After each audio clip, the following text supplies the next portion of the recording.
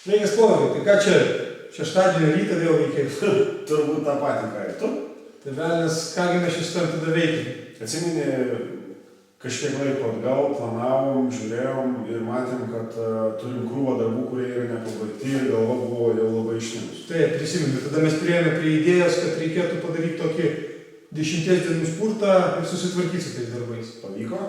Man pavyko, o tau? Man irgi pavyko. Šaunu, kiek žinau, pavyko ne tik tais mums dviems, bet ir dar grupė žmonių, kurie prie mūsų buvo prisijungę. Būtent per 10 dienų 70% pagerėjusio rezultato, bet 30% žmonių, kurie nepabaigė mokymų. Taip, kaip mes ir sakėme, tas proveržis iš tikrųjų yra ne kiekvienam ir dalis žmonių nesugeba bėgti to pačiu tempu.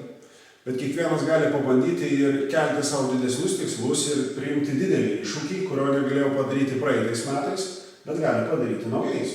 Jeigu pernai metai buvo tokie intensyvūs ir jūs nespėjote juos pabaigti efektyviai ir rezultatyviai, galite pasinaudoti progą pradėti 2014 metus laiko proveržių per 10 dienų susitvarkant metų pradžioje susikaupusių darbų krūvą ir pradėti tokį judėjimą iš mirties taško pirmyn.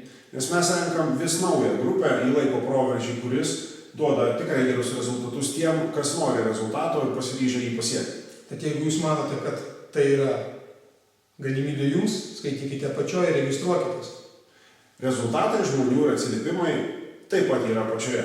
Iki susitikimo laiko proveržį. Sėkmės. Iki. Aš negaliu patikėti, negi mes taip viską ir padarom. Just do it!